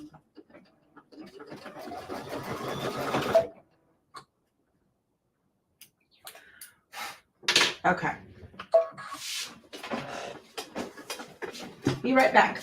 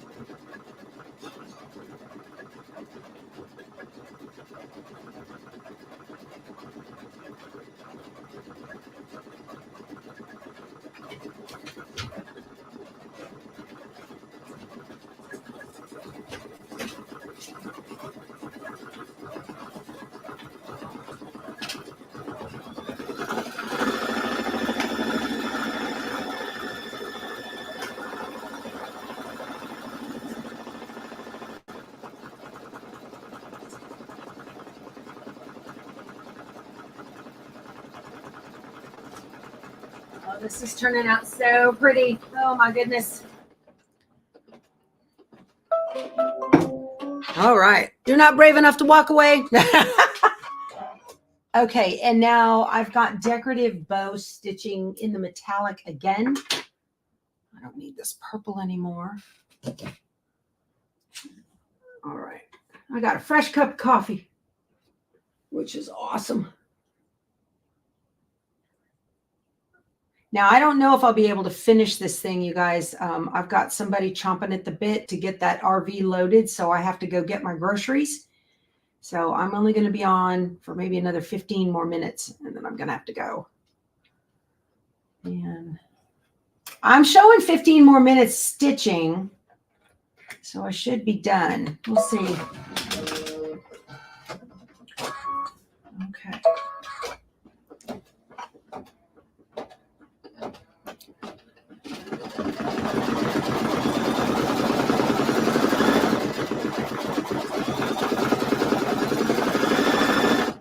Oh my gosh, Cindy, that's a horrible story.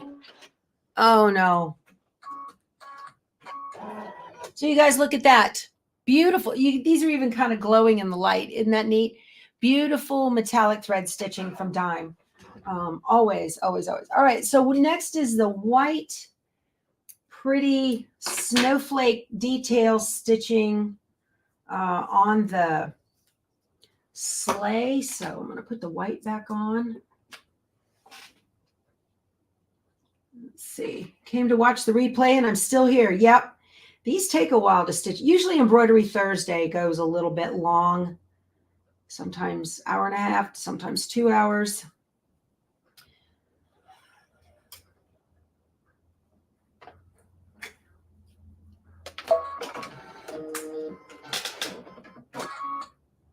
Okay. Now, when we drive to Houston, when we get to, oh, okay, I just got a text message from my grocery store saying my groceries are ready. So usually when we drive to Houston, we'll get, we take 10 east to Sealy, Texas, and make a right turn because we're coming from the San Antonio area. And we go down and hit Highway 59 and come in the south side of Houston. Our RV park is on the south side down there. Uh-oh, what is that? Oh, okay. That is supposed to be white. Yeah.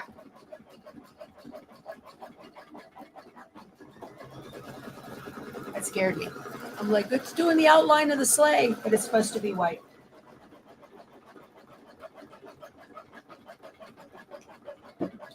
Which is good. So I've got a good definition between the plaid bag and the sled. He's not stomping and jumping up and down. He's laying on the couch in his recliner watching the news. But so yeah, we usually do that. We try not to go through Houston. We stay away from it at all costs. And then those of you, if you're driving into Houston, good luck. Try to time yourself off rush hour traffic. But it seems like Houston is rush hour traffic. And I'm like, why aren't these people working from home?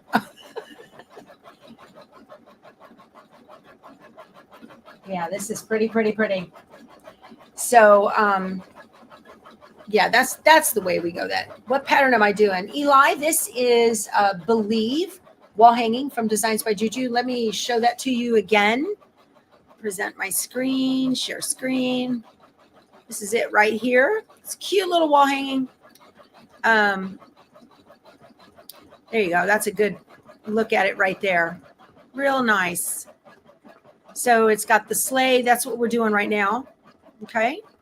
And then BEL with a little Santa hat on the E. That is so cute. I'm making this for my neighbors that watch the chickens while we're gone. So this is just the first panel of the 4. So, yeah, you're more concerned with parking. Yeah, I know. Awesome. It is a cute design. There's no good time. I know, Vicki, there's not a good time to go through Houston. but there are better routes. So once you get savvy with those, so we usually, like I said, we'll take 59 in, and we used to stay at South Lake RV Resort.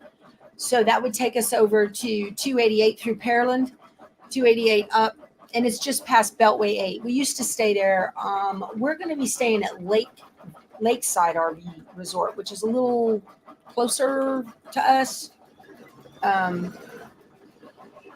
If you're coming in an RV, the South Lake RV Resort off of Heikoin Road, it has a very narrow 1-lane road to get to the RV park off of Alameda. And they just put in a brand new apartment complex right on that single little tiny road. It's been a while since we've been there, but I don't think it has changed. And we are driving right into the middle of Houston. Yeah, Michelle, I know. So where we used to stay, we've stayed there for 3 years, and it's a great little park, but the access to get there is no good. So I'm serious. You turn off of Alameda and make a right, and it's only one road that you can get there. You can't come around from the back or anything. And they've built this huge apartment complex, and there's no light at Alameda and Heikoin. So you're stuck, and the traffic is crazy. And trying to pull a 42-foot motorhome with towing a truck behind it, it's impossible. So we have also stayed at that Lakeview RV Resort before. And that's very common for people, a lot of people there who are getting treatment at MD Anderson, cancer treatment and whatnot. They'll take an RV and stay there. And so we've been there before, just passing through, and very nice little park. So we're gonna stay there this time, and probably from now on, simply because while South Lake is quicker to get to the convention center,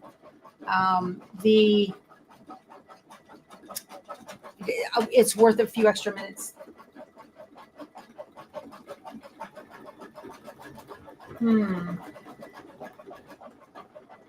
Okay. I heard that. Did you see me look at the machine? I heard that. I got a broken thread. Okay.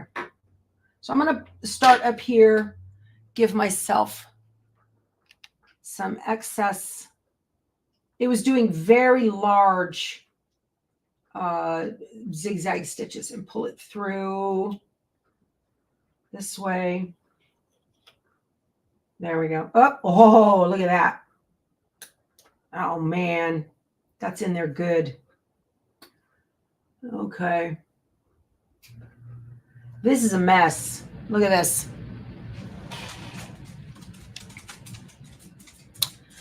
This is a mess.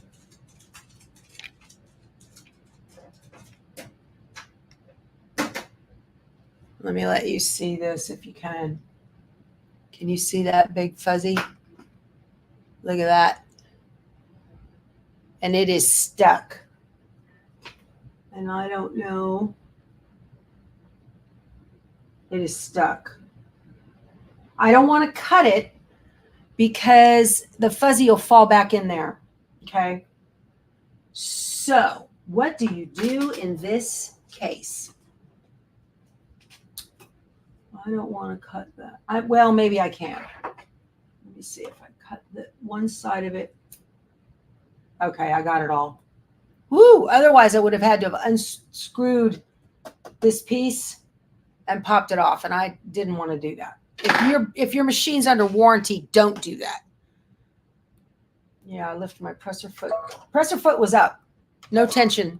Yeah, the presser foot was up. Okay. That's the first thing on this Luminaire. The first thing it does when it does a check and rethread upper thread, when it senses a thread break like that or a bird's nest, first thing it automatically lifts up the foot to release the tension. Okay, it looks like I got out of that unscathed. Okay. Look at that. That's cute. Yeah. I don't know, Bonnie. I don't think I need to change the needle. It's fairly new.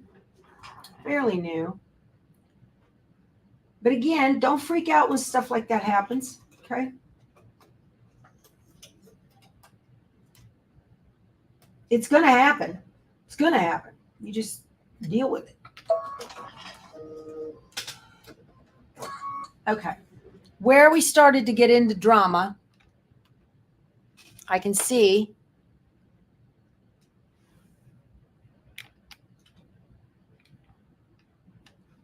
you can see the density difference in the stitching. See this right back here? Right there. That's where we started to get into trouble. So I'm just going to look underneath and make sure I don't have any issues. I did not cut that thread before I pulled it out. I probably should have, but that's okay. Cutting it now.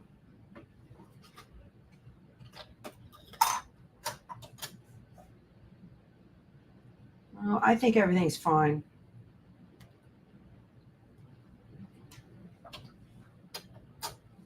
I had cleaned it out earlier. It was just really, really wide zigzag stitching. Oh no.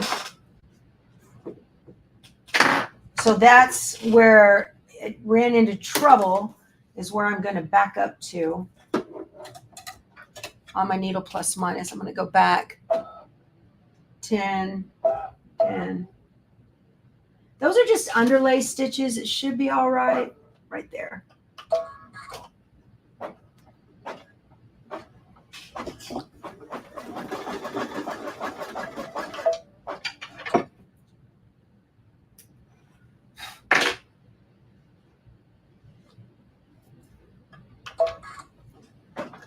You guys, if you have to do any work like that, stop the machine before you put your hands in there. Because you never know which direction that machine is going to go and when, okay?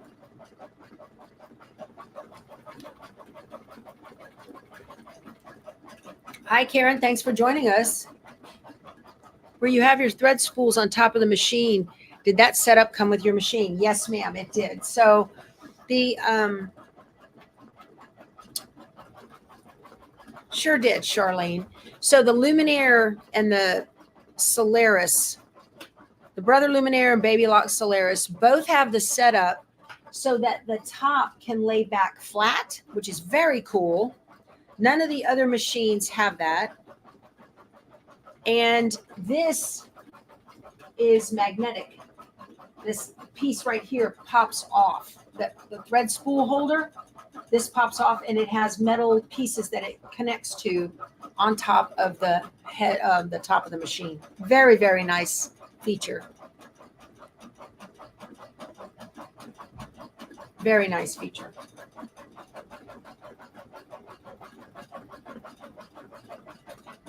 Ooh, those are wide. See how the machine has slowed itself down? It even went slower right there.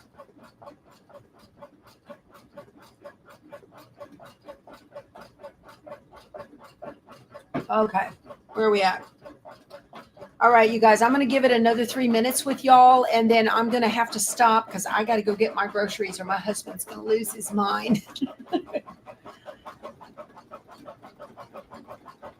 He still has to pull the bus out, though, and get the slide open so I can finish packing.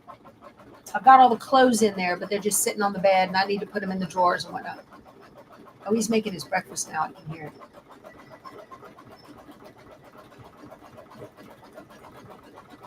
Boy, this is coming out pretty.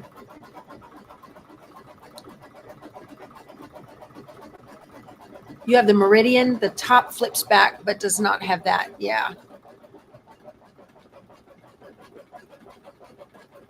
Oh, Sonia, you bought the Radiant Special Edition and could not get a brother dealer.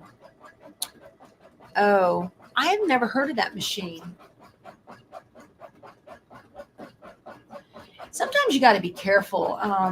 You know, when machines have been discontinued, a brother dealer may not service it because it might have been discontinued for an issue. You never know, right?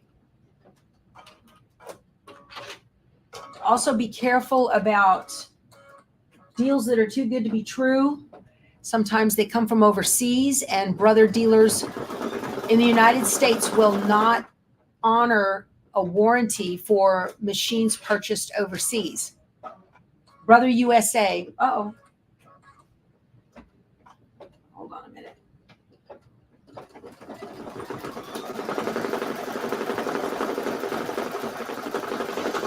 It's doing little white stitches on the package. Brother USA will not honor warranty for machines that are made overseas because the electricity is different and all of that. So they don't honor that. So be careful about that. Radiance is a new baby lock. Oh, okay, right.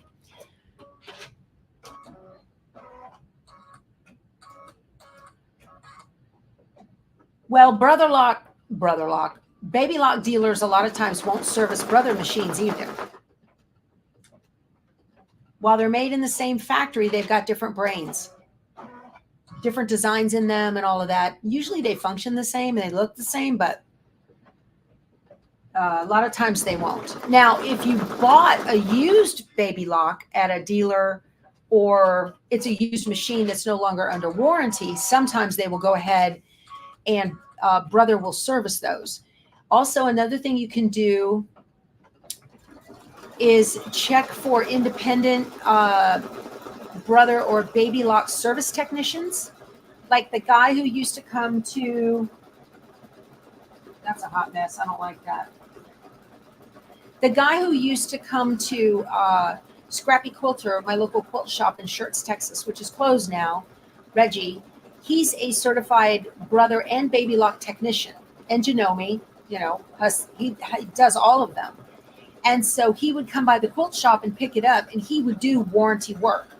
So you might call around to a local quilt shop if you're not near a dealer and see if they have certified technicians, if they offer that service to come by and pick up your machine.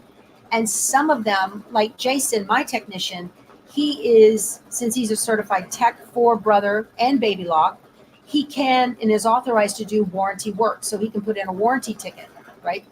So there's lots of options for that. Thanks, GK. You're a sweetheart. I appreciate you. We need more technicians. I know, Vicki, we do. You know, my youngest grandson is the kind of kid who will take things apart. I told my son, I said, get him schooled on how to take these machines apart and put them back together. Send him to technician school, and he will always have work. Always have work. Jason has so much work, he can choose. There's a jump stitch right there. Jason has so much work, he can choose when he works and which machines he wants to work on. So that's kind of nice.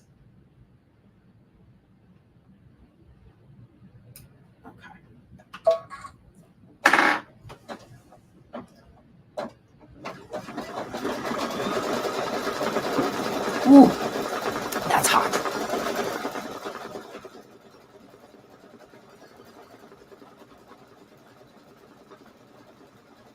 Very cute. And next is the tie around the bag. I think that needs a silver metallic tie. I don't know. That would be cute, wouldn't it? They say to use black. I don't know. Oh, excellent, Debbie. That's great. Oh, the tie around the bag. I think I'm going to use like a light brown, like a rope. I think that'll look good. I might have a brown metallic. I'm going to go dig around and see.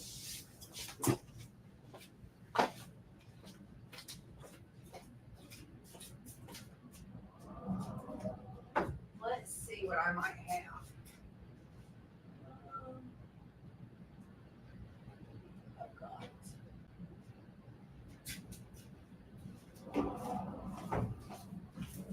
I always like to use metallic threads for Christmas things.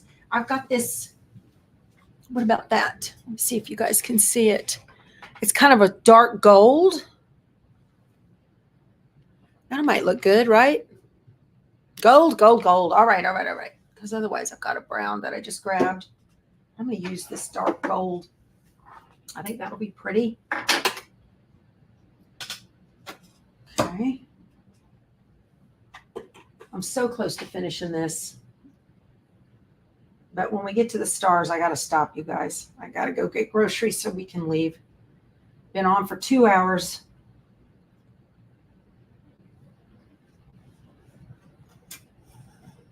Okay, here's more of that King Star metallic. All right, let's see what we got.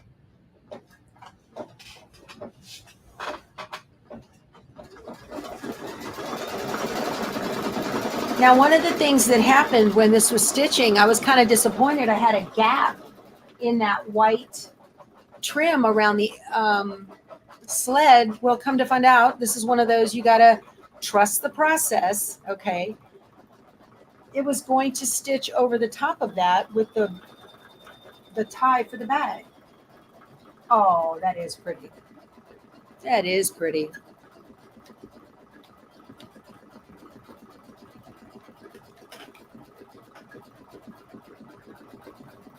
Very pretty.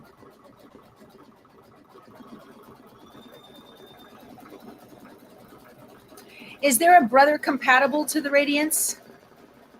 Yeah, you were looking at the same missing white stitches. I know, Sandra. But look, they're getting stitched over. Trust the process. Look at that King Star go.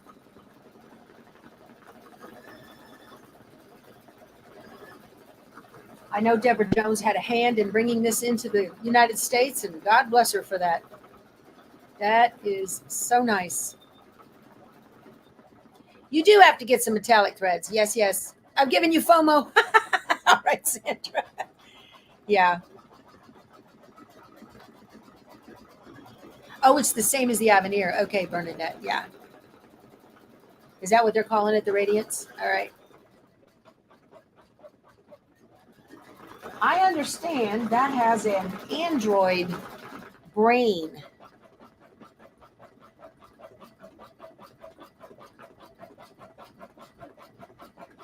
That new machine. I understand that. With some AI in it. Yeah, hit like, Debbie. Thank you. What brand of metallic is good? Charlene, this is King Star. It is exclusive to Designs and Machine Embroidery. Now, some dealers will sell it. You'll find dealers that sell this metallic thread. Oh, that has a break. Boy, that was moving fast too, wasn't it? Okay. That's the first time. See how the foot just automatically came up? Okay. Pull some more off. That was moving really fast. I think it's almost done with that stitch.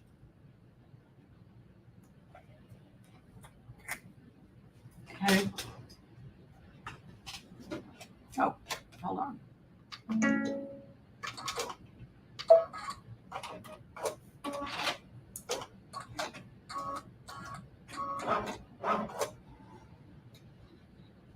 I did that backwards. I should have cut the thread first. Okay. Make sure everything's fine in the bobbin. I don't want to trim the tails, not the knots on the back. And reload this. Honestly, though, I have played with many brands of metallic thread and have been ready to throw the machine out the window. No matter what I did, needle change, bobbin change, just you name it, it wasn't worth it. I'm going to back up 10, maybe 20. All right, there we go.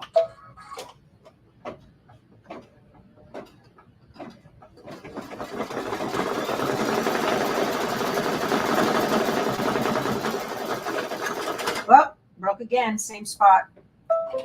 Okay, this is going to take me a second. Now, Bonnie, I might change the needle. But you know what? It didn't register a thread break. Interesting. It had finished at the same time. Okay. Yeah, we had a little bit of shredding going on right there. Whoop. Hold on. I don't know if you can see it. Let me see. There it is.